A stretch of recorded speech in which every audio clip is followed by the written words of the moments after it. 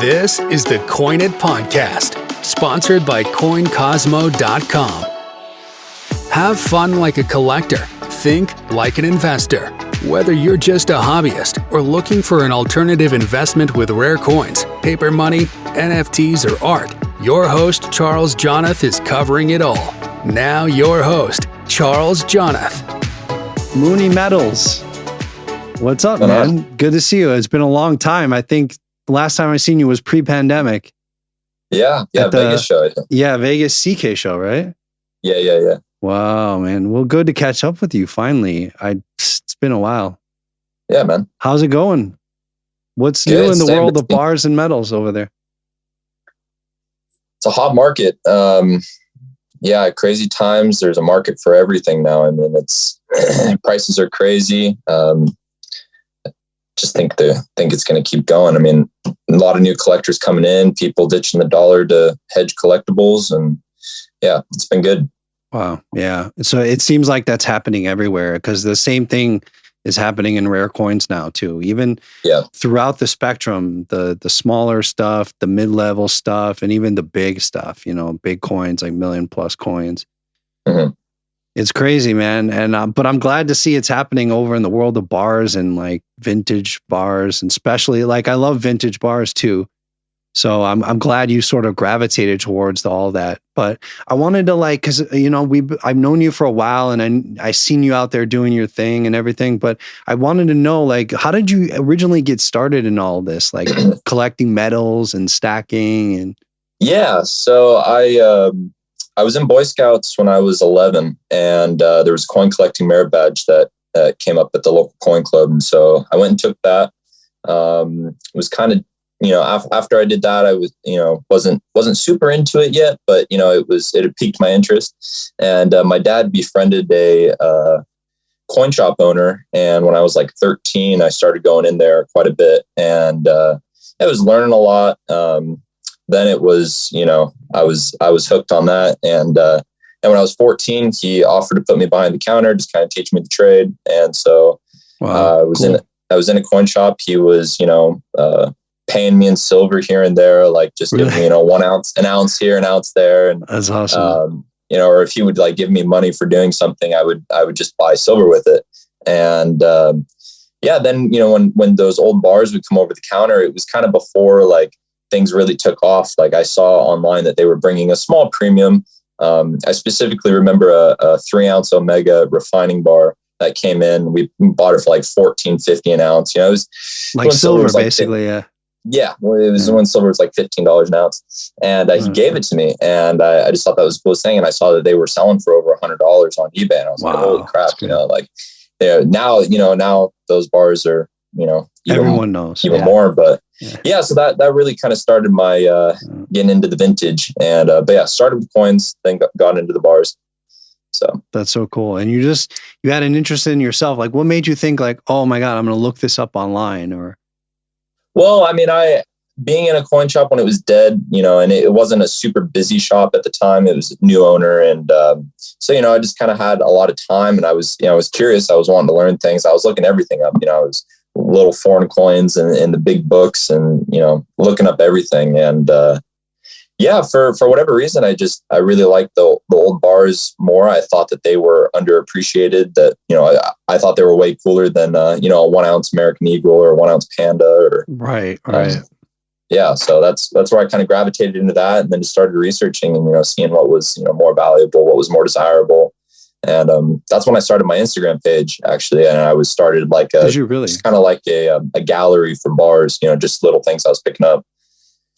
Interesting. So what year exactly was that? Do you remember? Oh, geez. Well, I'm 22 now. So that was about 8 years ago. About 8 years ago. Yeah. That's how you got started, just sort of like putting up the things that you would collect or stuff that was coming in the shop that you would want for yourself. Yeah. And then you essentially just put it on your Instagram. And what happened to like people started hitting you up for stuff, or? Yeah, I mean, to be honest, I don't really remember how it started, but I remember talking to a few like OG guys, and seeing how they were, making money and selling stuff. And I was trying to help the store owner sell product, that wasn't selling in the shop, putting it on there, trying to move it. And I don't really remember how exactly I started into, selling everything and dealing with other people, but happened pretty quick, and just slowly started growing the page from there. It's gradual, it seems, until it's like boom, Yeah, exactly. Yeah, I hear you. That's a really cool story to see how that just happened naturally though over time, and then you're interested in it, and it's exciting for guys like us because we want like new people coming in who are interested in being in this business and being in coins. Yeah. Like everyone, I feel like, over the last 10 or 15 years seems to want, not get into these sort of professions. They go to school, they want like a corporate job, or tech became big. I know you're relatively in the Bay Area too. So like the whole tech thing happened there, and a lot of people wanting to get into that. I mean, it's hard to find, I think, people that are genuinely interested in our industry, although there's a need for people in our industry, and it's a small industry, but it's really not, right? It's like the numbers show that it's kind of like a mid-size business here. Like, no, most definitely. So yeah, I mean, that's great, man. That's a cool thing to see. And I love vintage bars too. Like, so how did you wind up getting more advanced into like Engelhard and all the different brands, and then looking up serial numbers, and how did that sort of happen? Yeah. So, I really didn't do a whole lot with bars, I feel like, until I was probably 16 or 17. I mean, I was doing some here and there, but I was still selling like a lot of coins. When I really started getting into bars was when,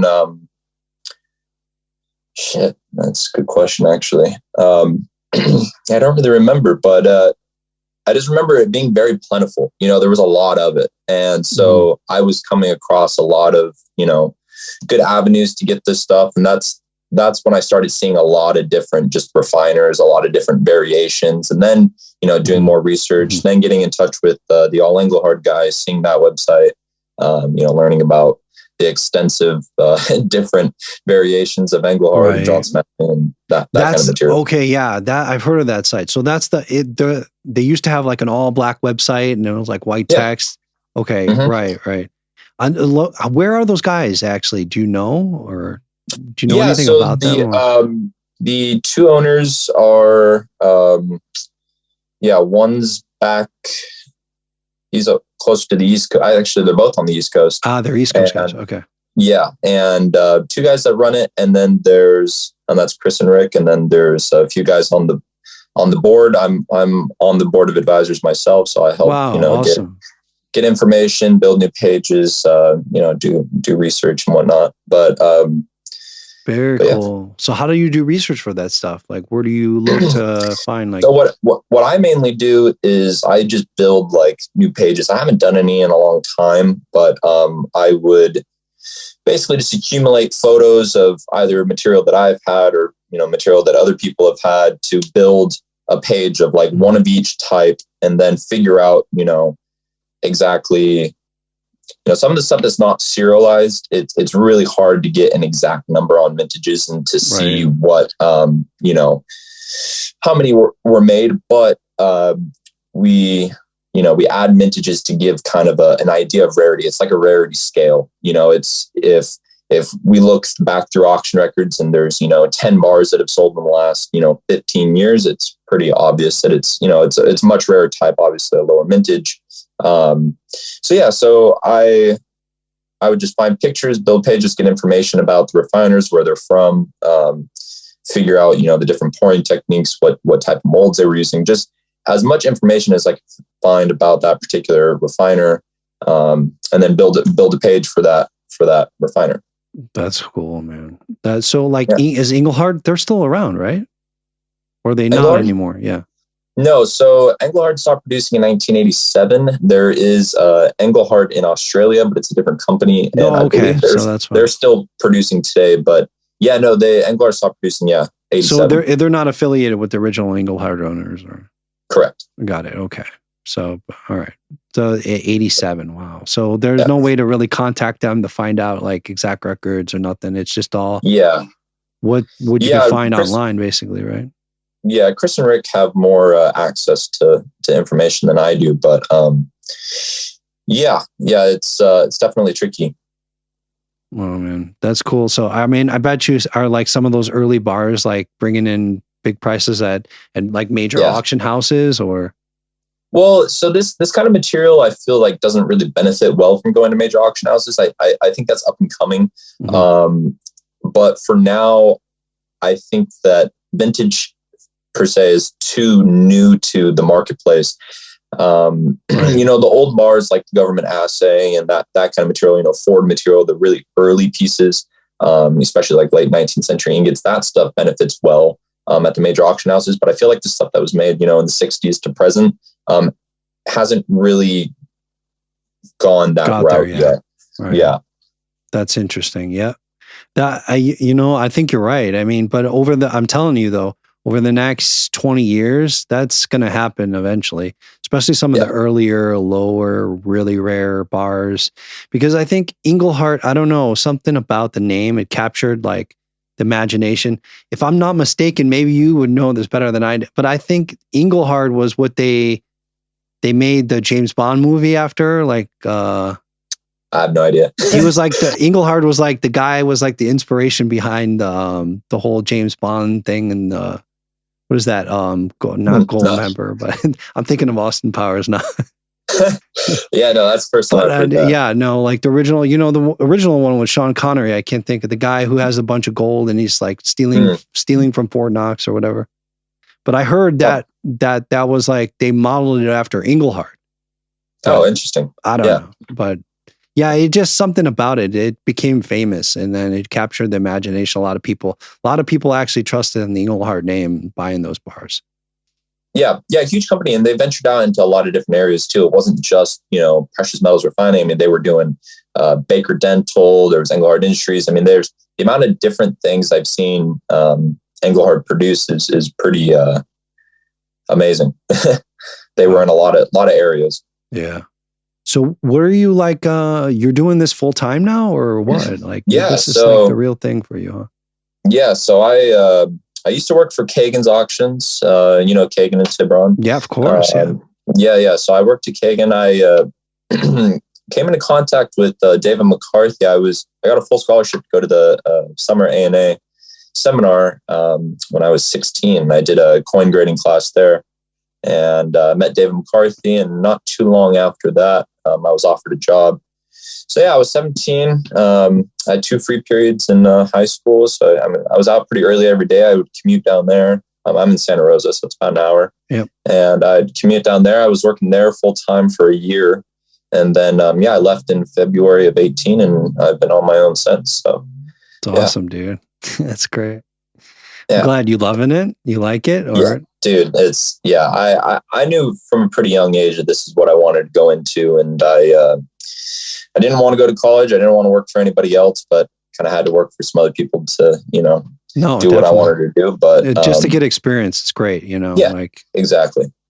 Yeah. So, you know, and that opened me up to, you know, good opportunity. And so, yeah, but yeah, no, I love it. I wouldn't have it any other way. So where are you buying stuff these days? Like people just reach out to you, or do you go to coin shops or shows? Yeah. So, I mean, I'm on the road a lot, but majority of my contacts is just people that reach out to me, you know, that ship me stuff. And sometimes I don't even know what I'm getting until it's here. They're just like, hey, I've got, you know, 200 ounces of poured shit I'm sending you, and, you know, pay me whatever for it. So it's, got it. Yeah, it just kind of varies, but, mainly by mail though, right? Like the people are just mailing. Yeah, most of the stuff, most everything's shipped to me. You got to be careful, man. You know, with security, like when you're going out on site and stuff like that, don't just really be careful. I would, you know, try to avoid stuff like that, or have some kind of meeting, at least in a public place. Yeah, most definitely. Yeah, it's, you know, this kind of stuff's hard to find locally now. I mean, even buying coins, it's tough. Like everybody knows now that bars are expensive. Like I was saying, back in 2017, the stuff was pretty plentiful. I mean, I go to these coin shows and like all I would buy was bars. I didn't even, you know, didn't even need to look at coins. I mean, I would buy some stuff, but now I'm doing a lot more coins, a lot more bullion, and just kind of oddity stuff. Mm-hmm. I like the niche markets. I do a lot with like Chinese pandas now. yeah, it's hard to find this stuff locally now, or even in shops. It's all that stuff just gets blown out on eBay. Or you think why you think that is? You think just dealers figured it out and they're just selling it on eBay, or I think it's a the combination of collectors a couple bought it things. up? Yeah, I think it's a combination of a few things. A lot of brick and mortar shops are learning the way of this industry, which is definitely all online, and so I think eBay's become a lot more prominent for coin shops, and then you get enough people asking for the same thing, it kind of makes them realize, okay, this stuff is better than what we think. So shops were used to sending this stuff to the refiners by the buckets. Nobody wanted this Oddway stuff. Now that so much of it's been melted, there's a big market for it. And I think that between also COVID happening as well, shops were having to kind of change their tactics a little bit. If shops were shut down or closed, how are we selling this stuff? A lot more material was going on to eBay. So I think it was just a combination of a lot of things. Right. But now it's like everybody, and coin shops that I've dealt with, they're actually buying stuff from me now at high premiums because they have people asking for it. And so it's wow. Yeah, it's crazy how much it's changed in just the last cool. 4 or 5 years. Yeah, it is, man. But that's the way it goes. Like, you never know. Like, these things, markets shift and things like this happen. And I think, there's a lot of opportunity there in collecting this stuff, because going back, you hit a really good point when you said that a lot of those guys, the dealers that were buying the stuff, they were just, people that didn't know, like in the silver and gold buying places, they were melting a lot of it. Yeah. So a lot of those earlier bars, like from these established companies, all got, destroyed and recycled, basically. Mm-hmm. So they're harder to come by. The audience is building. There's people getting into collecting. There's attribution now, like with sites like All Engelhard and stuff like that are actually doing real research, tracking all the stuff, confirming the serial numbers, confirming the bars, matching up the pouring techniques. Yeah. All the stuff seems to be building in the right direction to create a more established market for collecting that stuff. Most definitely. Yeah. All Engelhard is a really good platform. A lot of people can be kind of confused by, the serials and the mintages that they put up. And one thing I wanted to mention was what a lot of people don't realize is Engelhard would, when they were making a particular series, like there's some variations of like 10 ounce or 5 ounce, that there's multiple different series. And a lot of times Engelhard wasn't producing these in one long run. They were producing this stuff as they got orders for stuff. So let's say, they got a 500 ounce order. They wanted, 300 ounces in 10 ounce bars, and they wanted 200 ounces in 25 ounce bars, right? So the initial 30 10 ounce bars are all going to be sequential. Then they would carry on that serial number to the 25 ounce bars.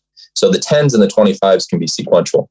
Oh, okay. And so got it. They didn't realize this until after quite a few years of tracking serial numbers, recording everything. There's a master spreadsheet, and you can see, like it'll be 5s and then 10s, and they're all one long run on, and then it goes back to 5s, and it's a higher serial. So they've recorded, tens of thousands of serial numbers to figure out exactly, okay, we see a few made here and a few made there, and that's where they get their mintages from. But that's going back to like what I was saying, the stuff that isn't serialized, that stuff is pretty hard to figure out mintages. Yeah. And All Engelhard it's not just Engelhard too. There's a sub area, like I was talking about, building different pages for other refiners. There's a whole list of, different oddball refiners that there's a lot of information there as well. So it's not just Engelhard. It's a lot of different. What others like gain popularity right now? What other names? Wow, there's a lot of them. Cripple Creek, right. Foster. A lot of, I'm seeing a lot of John Ford pieces. Actually, I have the book here. A lot of this kind of stuff. A lot of John Ford pieces are bringing, fantasy stuff. Things that weren't even. They were produced as fakes back in the 50s and the 60s, and those are bringing really big premiums now. Yeah, there's a collector for everything now. Is this market? I'm fortunate enough to have started in this stuff when I did, because it was still a growing area. 8 years ago, this stuff was just starting to get realized as a premium item. I mean, San Francisco assay bars were bringing $700-800 at auction. Now they're bringing 5,000-6,000 at auction. So it's times have changed a lot for that kind of material. Yeah. I know, you know what? It's funny you say that. You're like, oh, you're looking at it like I was lucky to get in when I get in, because now it's bigger. But really, it might just be getting started. You know what I mean? No, and I that's agree the crazy with that. thing. Yeah. Yeah, with the way that everything's going, I mean, there's new collectors, messaging me every day, that I'm seeing so many new people come into the market. There's a lot of material that's just getting sucked up and taken off the market. I definitely don't see it going down or stopping anytime soon. I agree with you. This is just the beginning. It's good stuff, man. So what are you doing? You're doing everything on social media now, like the buying and selling only, or you have a website, or? No website, not yet at least. Everything is all through social media, Instagram, Facebook. I do a lot of local business, and after working for some other people, I have a lot of good contacts that are private buyers, and but mainly social media. I do a lot of shows, sell a good amount of material there, but definitely Instagram and Facebook are probably the two largest platforms. Have you ever had a booth at a show yet? I mean, I've set up with other people. I don't really like doing that. When I worked at Kagan's, I would do shows with them, and just sitting at that table, it's just not boring, really my thing. I'd rather just get in and get out. Go buy my stuff, see the people, sell whatever I'm going to sell, and get out. Sitting there is pretty boring. So that's just me personally. I don't blame you, man. Yeah, no. Yeah. It can be. It gets a little dry sometimes, and then you wait around. It's the same thing like in a coin shop too. Like I was once too working in the coin shop, and it's like, you wait around a lot until that, all of a sudden, like all this business comes in or a big deal comes in or whatever. But there's a lot of downtime, but that could work out to be a good thing, because both you and I figured out the same thing. We used our downtime to educate ourselves and advance in the business. So that's the difference, being at a shop instead of at a show. I mean, at least you're in your realm. You can be doing other things, to occupy yourself. At a show, you're pretty limited. And then, you get the people coming up to just, ask a lot of questions, and it kind of takes up a lot of time, which in theory is can be a good thing, but it can be. Try and be productive as most of the time as possible. It's true. Yeah. No, for sure, man. So what's on the agenda? What do you see in your future? Like, do you have any plans or? Yeah. So, looking at getting a storefront going this year. Whoa, good for you, man. Wow. So I'm already looking at one building. It's in the process of being built. I'm trying to swing a few things right now. So trying to, make sure finances are okay and can make sure everything happen. But in the not so distant future, that's the plan. So what would you do? Just like buying and selling gold, a bit of everything, like a traditional coin shop, or? Yeah, traditional coin shop. I mean, I definitely want to kind of build more of a local presence for the old collectibles and, especially bars, build that market as much as I can. I mean, I'd like to be doing a lot more bullion deals, a lot more rare coin sales, that kind of stuff. I mainly just want something as a buying station. I don't really want to do the retail end as much, because I can do that all online, and I would prefer to do it all online. I mainly just want a storefront as a local presence to be able to meet with people. Do a lot of bullion sales locally now, but it's having to meet people different places. I mainly just want an office, maybe one or two display cases to have some, eye candy out there. Yeah. I mean, like the bullion stuff online, how does that stuff work for you guys? Because it doesn't seem like it's worth it for me, because there's really no margin in it. And then with shipping and stuff like that. Mm-hmm. So, I mean, I guess it really just all depends on who you know. There's a lot of guys that these brick and mortar shops to get stuff in. If they get a big bullion deal in that they can't, ties up a lot of money for them, they need to sell it quick. So, it's cheap. If I have to order from suppliers, I do that. But right. Yeah, I mean, it's like as far as like the end client or whatever, I guess there's probably people that live really far from a coin shop and they have to order online. Yeah. So it's nice. A lot of people I work with, they'll drop ship for me. So it's like I do all the money movement. They ship directly for me. There's a few ways going about it, but bullion. I feel like bullion's becoming a lot more prominent lately, or a lot more popular lately. Just especially with inflation and people wanting to kind of ditch the dollar. They're hedging whatever they can, either collectibles or bullion or whatever. But I mean, 4 or 5 years ago, bullion, I feel like wasn't as prominent. The margins were definitely a lot smaller. Now it's, makes it a little bit more worthwhile. The premium is, gone up. It's harder to get the physical, I think. And I don't know, it's just weird things going on with the market. I mean, now because of inflation or whatever, you see gold, tracking up there to 2,000 range, but then silver is like for me to see like the ratios, like the spreads between gold and silver is crazy wide, crazy. Yeah. I mean, it's so heavily manipulated. I don't know how much longer we can keep going at the rate that we're going. World produces 800 million ounces of silver a year, and our industrial use alone is 1.1 billion. So there's a 300 million ounce deficit every year. And where's that coming from? I mean, it's coming out of the consumer market, private hands, it's old coins, old bars, old stuff that's getting melted to feed that. And that's not to mention that it's not like everything we mine is going directly to industrial use. So there's a huge deficit for industrial use alone. It's the derivatives market. So this derivatives market is just pushing down the global prices for some reason.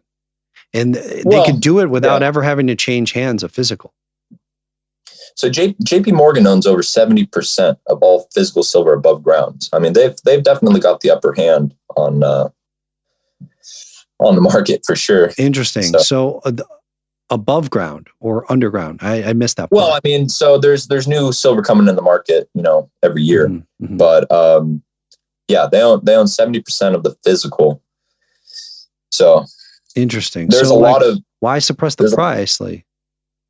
Well, because they don't feel that they have enough yet. I mean, I think that this has all been kind of planned for a long time. Are you familiar with Corporation Basel? Mm. They're basically implementing precious metals back into the banking system. And with each wave, there's more silver that's being, putting back into the banking system. And so I think really the only way counteract inflation is going to be to raise the price of metals. And if there's a lot of talk about potential going back on the gold standard. And if we do that, that would dry up a lot of the money that's being pumped in the economy right now by inflating the price. But to be able to do that, they need a lot of quantity, which they're working on accumulating right now. And granted, this is my opinion, but right.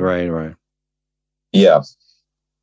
No, I mean, I don't know. I don't see it because, as long as the government could get away with producing fiat money, I mean, that's like they got the goose that lays all the golden eggs. They can control the global economy. You know what I mean? So I don't see them going back to metals and then tying. It's like putting a giant freight train on your back, and then trying to carry it.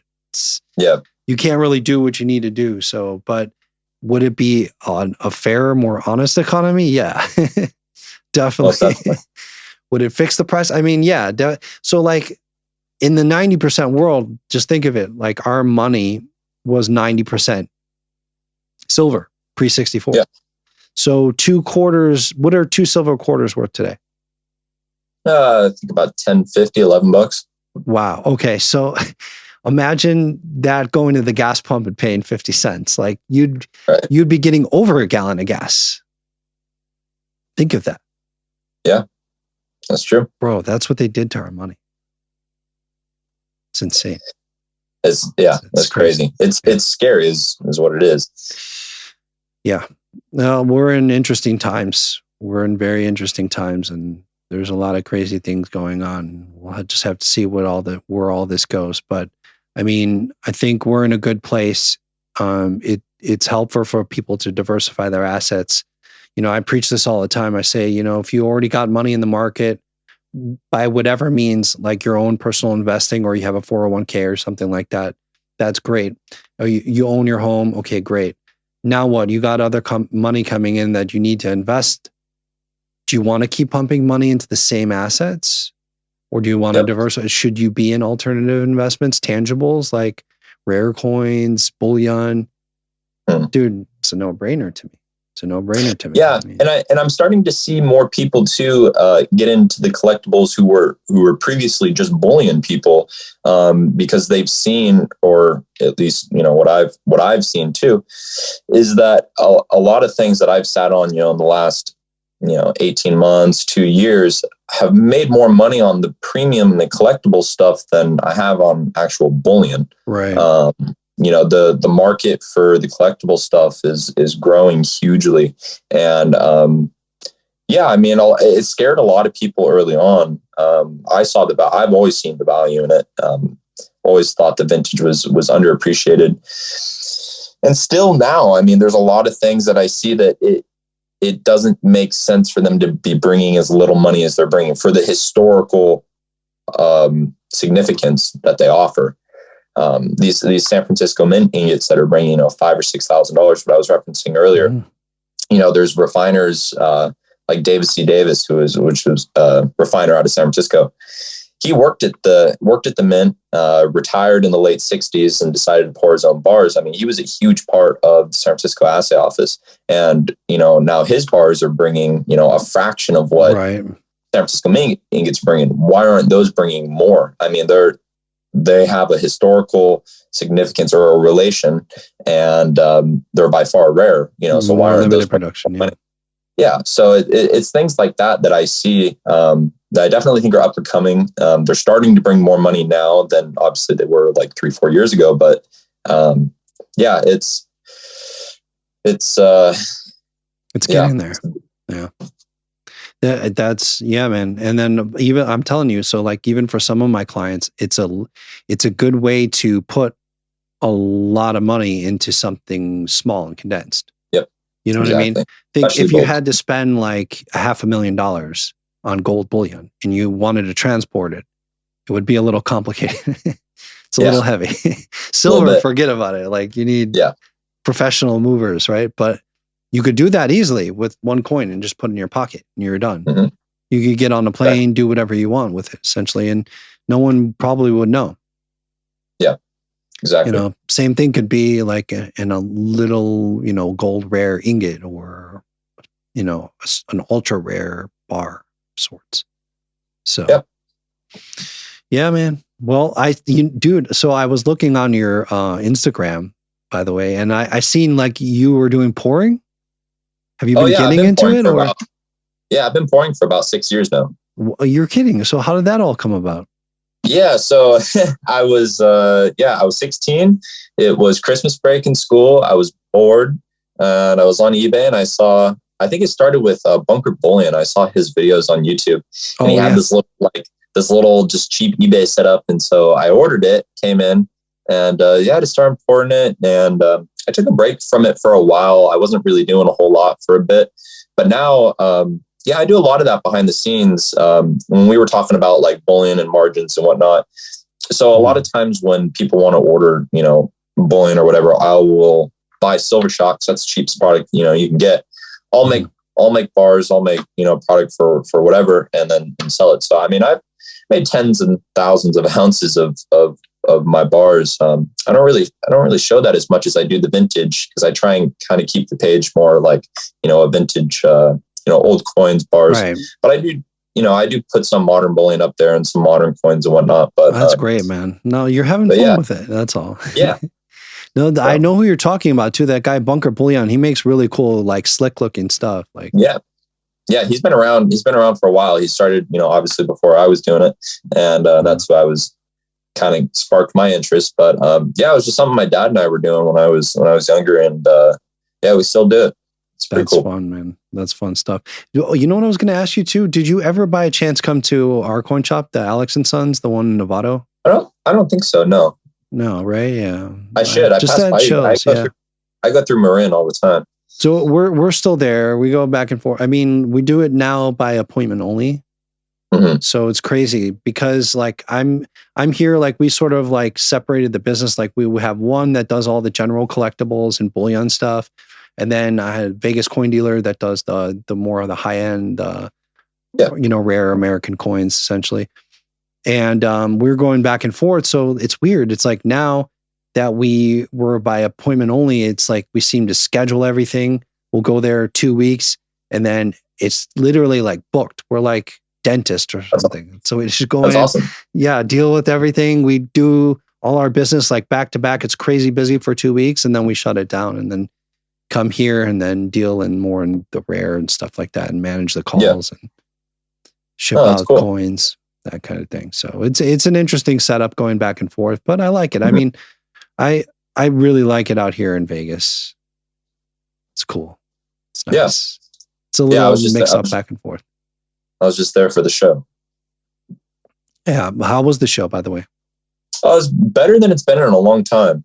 Yeah, it's it was a better show than I think the previous last few shows have been. Yeah, it seemed bigger, more people, and yeah, it's weird going to these shows lately. A lot of dealers it's impossible for them to get product, so it's driven prices up on a lot of stuff. There's a lot less of the wholesaling that happens, mm-hmm. But that show it felt kind of like normal times again. There was a lot more dealers willing to work. I was just at the Colorado Springs A&A show. That show was horrible. Was it really? For me personally, I thought it was pretty bad. Yeah, I mean, it was.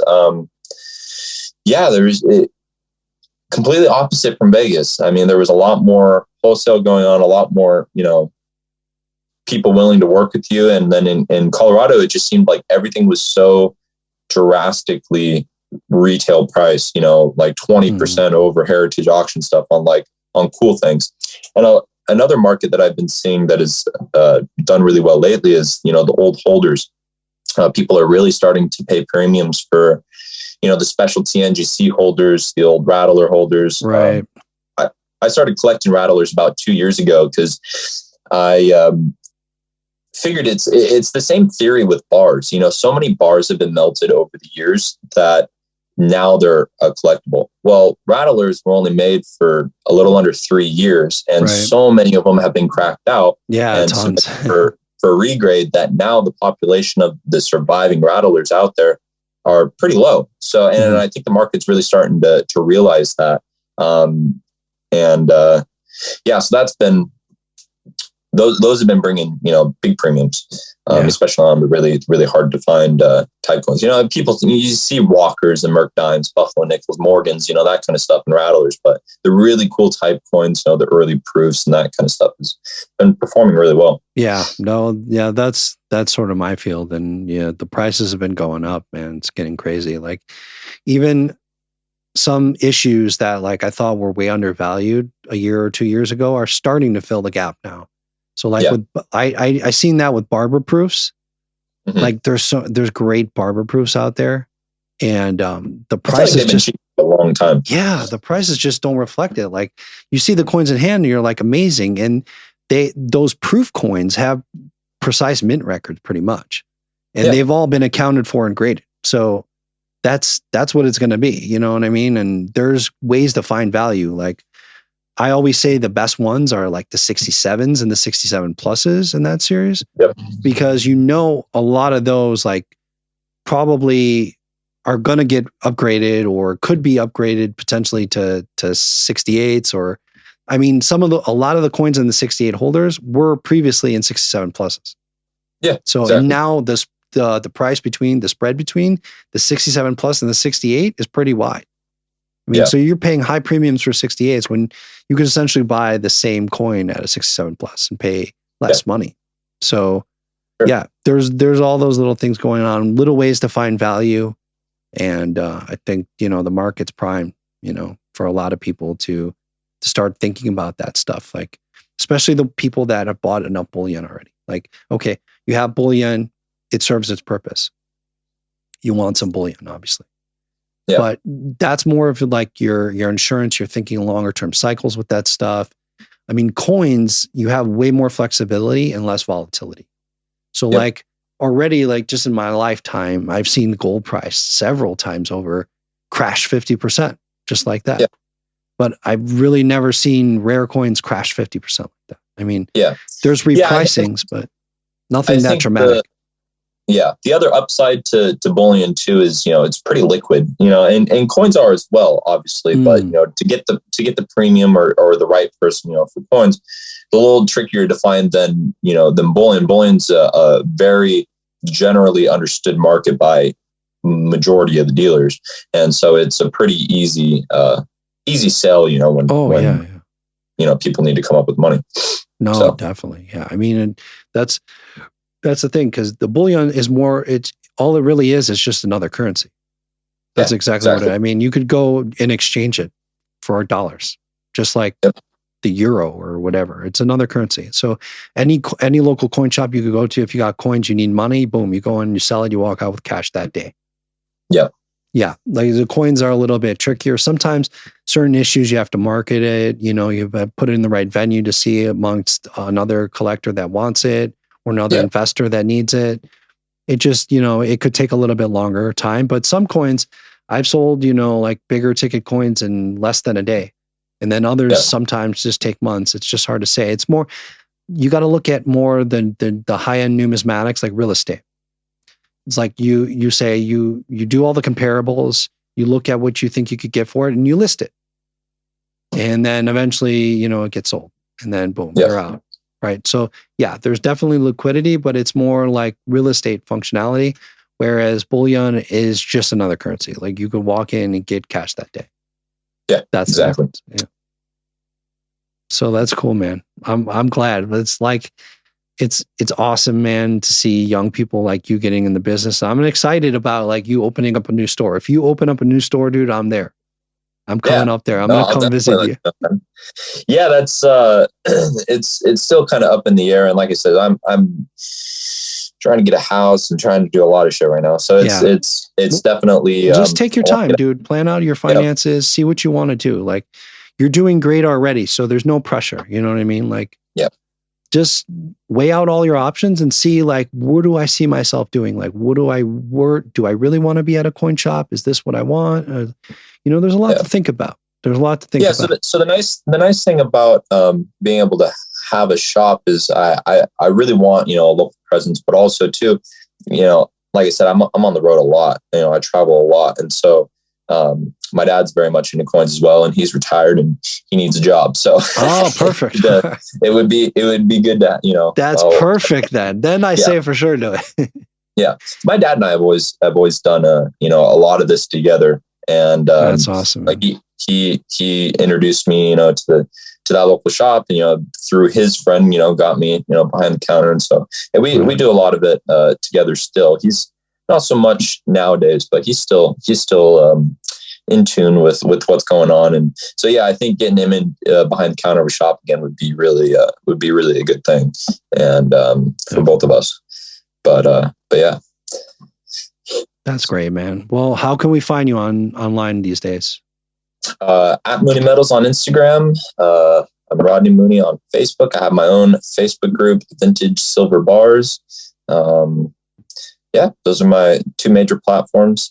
And have you? Cool. What's this new platform? What's not? Or are you familiar with that? No. What is it? Yeah, it's. I've been seeing a lot of guys. I've been meaning to look into it. I've been seeing a lot of guys post about it. It's a new social media platform for trading. It's like less censorship and it's called supposedly it's going to be a better platform. Hopefully it takes off. I'm definitely gonna. It's called Whatnot. I think that's I think it's called Whatnot. Oh man, we got to look into that. I don't know. I'm gonna check it out and see what the deal is. But I know Facebook groups are really good. That's become a popular thing over the last 5 years. Facebook it's a little frustrating because, there's a lot of politics in these Facebook groups, and I don't feed into any of that crap. It's nice Dude, being you're on like Instagram. me. People can just look at your page. They see everything that you're doing. When you post things on Facebook, like, and you send it to somebody, like, oh, what group did you post it in? And if they're not in that group, they can't see it. Then so it's just, I like Instagram a lot more. But Facebook definitely has a lot of different people. So I do both, but it's it serves its purpose. Different. Like, you're right. I think that's funny you say that, because it seems like these Facebook groups are like more niche. Like, they're about something very specific. Like, I'm in a few that like talk about different type coins and stuff like that. But if you can't, they don't want to hear anything general about coins, only about that type, or the admins get mad at you. Or yeah, I hear you. No, for sure. Well, you're right. Instagram's better for like general purpose, which is good. I mean, like, the thing is the way I always felt about this stuff is our business is so small. Like, we got to try and like build it and expand it somehow. And I come with it with the mindset, like, we should all be working together to really to explore our interest in this and expand our interest in it. Not Definitely. Like about who's, there's the sun shines for everybody. And we all got to work together to show people how cool our business really is, and how much there is to learn and get into, and all the history behind this stuff. Yeah, so, no, that's a really good point. That's good, man. Well, I'm glad I got to talk to you finally in this venue, at least. Thanks for bringing me on. That's awesome. Yeah, dude. Keep doing more of these. I'm trying, like, as much as I can. I'm really busy these days, so it's crazy, but I'm going to do more of these. My plan is I set aside like a sponsorship or whatever to do 52 episodes. So I'll get them done. That's awesome. One by one by one. Oh yeah. All right, man. Well, it was a pleasure, Ryan. Take care, huh? Be good. Yeah. Thanks for having me, man. Appreciate it. For sure.